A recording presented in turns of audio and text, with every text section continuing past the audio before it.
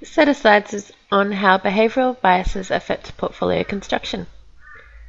We're going to be looking at inertia and default, naive diversification, company stock, excessive trading, home bias, and behavioral finance theory. And behavioral biases may affect how investors construct portfolios from the securities available to them. One way to consider this issue is to analyze the actual portfolios investors construct and compare them with the portfolios implied by traditional portfolio theory. So when we're looking at inertia and default, there is a bias towards doing nothing instead of making a change, and it's consistent with the status quo bias. Inertia leads defined contribution plans, which are prevalent in America, participants to stick with the default options. Similarly, in Australia, most investors in their superannuation accounts will just stick with the default option.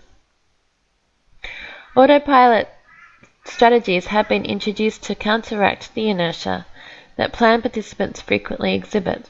For example, target date funds automatically switch from risky assets to fixed income assets as the plan member nears the intended retirement date.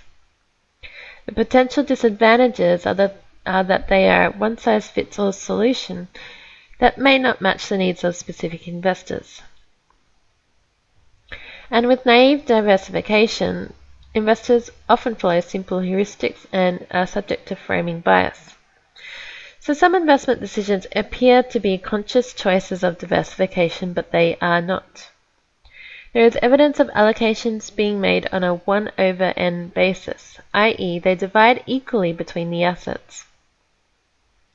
An experiment by Benazzi and Thaler showed one group of subjects was given the choice between a stock fund and a bond fund, and a second group is given the choice between a stock fund and a balanced fund, which was 50% stocks and 50% bonds. The average asset allocation to equities is higher for the second group because they allocated evenly between the two, so it chose 50% stocks and then 50% for balanced funds, of which half was invested in stocks. And it shows that people just divide equally between categories of asset classes or investment options.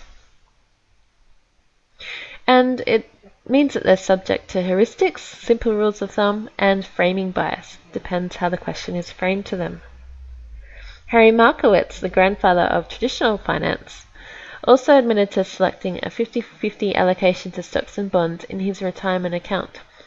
And he has stated about this that his intention was to minimize future regret from one asset class beating the other.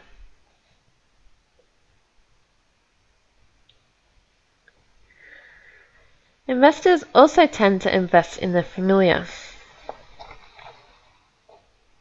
In the US, for example, 401ks, their voluntary retirement accounts, are usually overweighted in their own employer's stock. And employers often match contributions in their retirement accounts. Here as well, some employers offer their employees shares at a discounted price to market value. So their portfolios may be overweighted in their own employer's stock. And this is despite high-profile disasters of companies such as Enron and WorldCom that have failed. Some explanation for this behavior is that they are affected by familiarity and overconfidence effects. Employees tend to underestimate risk because of familiarity with the company. They might also do a naive extrapolation of past returns. Employees think past performance is an indicator of future performance. Framing and status quo, if matching contributions, the employees are taking the company's decision to contribute stocks to their plan as implicit advice. Loyalty effects are where employees may be encouraged to hold employers' stock to help, i.e. as a takeover defense. And financial incentives are being able to purchase their employer's stock at a discounted price.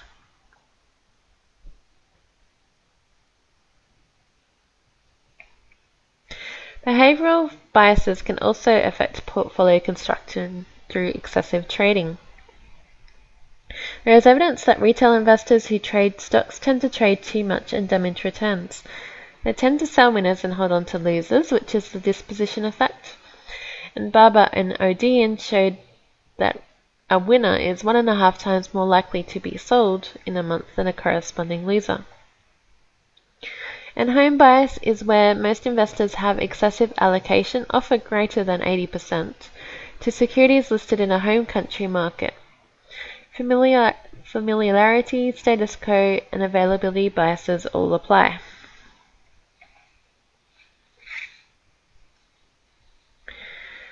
Behavioral finance theory reflects how investors actually form their portfolios rather than how they should form portfolios.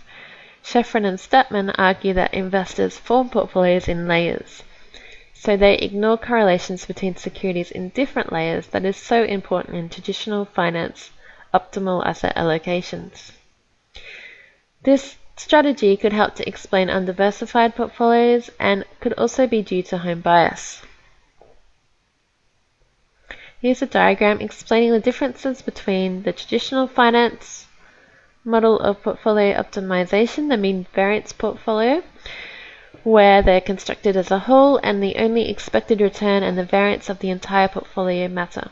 Covariance between assets is crucial in determination of the variance of the portfolio. And on the right, the behavioral portfolio, which are formed as layered pyramids in which each layer is aligned with an objective. As a result of mental accounting bias, in which people treat one sum of money different from another sum, based on which mental account the money is assigned to, investors are allocated to discrete layers without regard for the correlations among these investments.